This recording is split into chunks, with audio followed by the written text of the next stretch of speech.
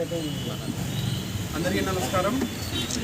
ఇప్పుడు మనం ముచ్చమరి పిఎస్లో జరిగిన మిస్సింగ్ కేస్ గురించి, మిస్సింగ్ గర్ల్ కేసు గురించి కొన్ని డీటెయిల్స్ ఇవ్వడానికి ఈరోజు ఇంట్రెస్ట్ పెట్టడం జరిగింది. మన 7th జూలైకి 69/24 కేసులో ముచ్చమరి పిఎస్కి ఒక గర్ల్ మిస్సింగ్ కేసు నమోదైంది. ఈ మిస్సింగ్ కేసులో 9-year-old అమ్మాయి బయట ఆడడానికి వెళ్ళినప్పుడు మళ్ళీ తిరిగి రాలేదని కంప్లైంట్ ఇచ్చారు ఫాదర్. మన ఇన్వెస్టిగేషన్ వెంటనే స్టార్ట్ చేసి పాత ఎస్పీ గారు, ఇన్స్పెక్టర్, ఎస్డిపి అందరు ఆఫీసర్స్కి ఇన్స్ట్రక్షన్ ఇచ్చి ఆ కేసు మీద ఉండమని చెప్పారు. దాంట్లో ముఖ్యంగా మన ఇప్పటి వరకు తెలిసిన విషయంలో ఏముంది, ఆ టైంలో 3 పిల్లలు ఎవరెవరు child in conflict with law ఉన్నారు. 3 ఈ అమ్మాయికి పక్కనే తీసుకువెళ్ళి బలవంతంగా చేసి అత్యాచారం చేసి తర్వాత ఒంట నొక్కేసి చంపేశారు. చంపేసిన తర్వాత ఈ బాడీ షిఫ్ట్ చేసి కేసీ కెనాల్ బండ్ దగ్గర పెట్టారు. పెట్టిన తర్వాత మళ్ళీ ఇంటికి వచ్చి ఎవరెవరు CCLs child in conflict with law ఉన్నారో వాళ్ళ బంధువుకి చెప్పిన తర్వాత ఈ బంధువు ఎవరెవరైతే ఉన్నారో ఇది కేసులో మన కేసులో A4 and A5 అయ్యారు.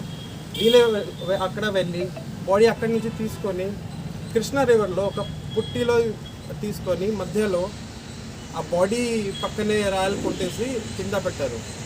సో ఇవన్నీ ఇన్వెస్టిగేషన్స్లో మనం చేసిన తర్వాత నిన్న అరౌండ్ 5 o'clock ఎవరెవరైతే child in conflict with law ఉన్నారో, జువెనైల్స్ ఉన్నారో వాళ్ళకి అప్రహెండ్ చేసడం జరిగింది. అండ్ A4 and A5 ఎవరెవరి బంధువు ఉన్నారో వాళ్ళకి అరెస్ట్ చేయడం జరిగింది. ఈరోజు యాజ్ పర్ ప్రొసీజర్ కోర్టులో ప్రొడ్యూస్ చేయడం జరుగుతుంది.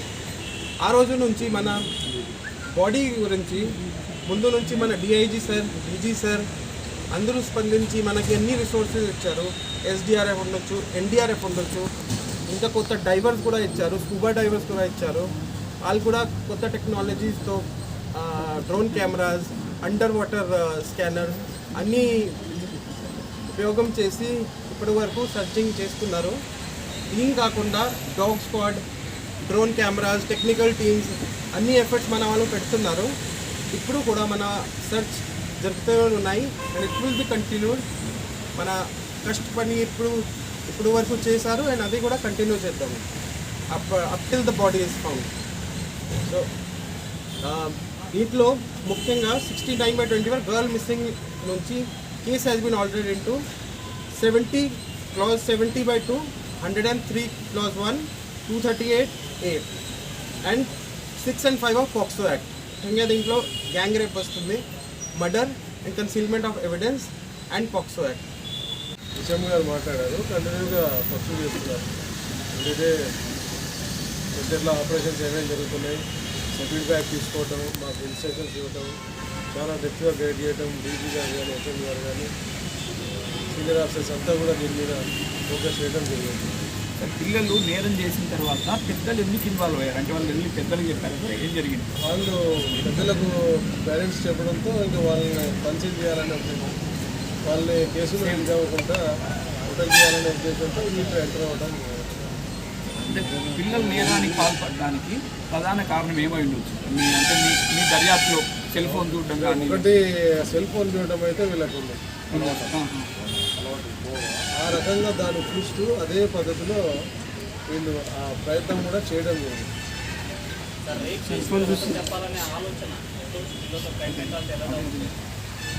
ఇట్లా ఆర్క్ దగ్గర లోపల టెంపుల్ ఉంది కదా, ఆ టెంపుల్ దగ్గర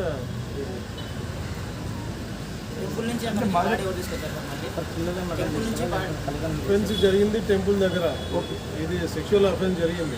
అక్కడి నుంచి బయటికి వెళ్తారనమాట, చాక్లెట్ ఇచ్చేసి బయటికి తీసుకెళ్తారు.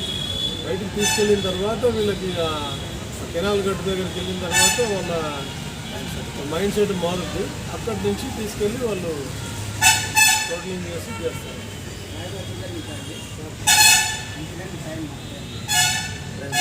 ఎవరైతే దాంట్లో ఇన్వాల్వ్ అయి ఉన్నారో వాళ్ళు చెప్పిన సమాచారం మేరకు సాక్ష్యాలన్నీ కూడా సేకరించిన తర్వాత నిరూపణ చేసుకున్న తర్వాతనే ఈ చర్యలన్నీ కూడా తీసుకోవడం జరిగింది.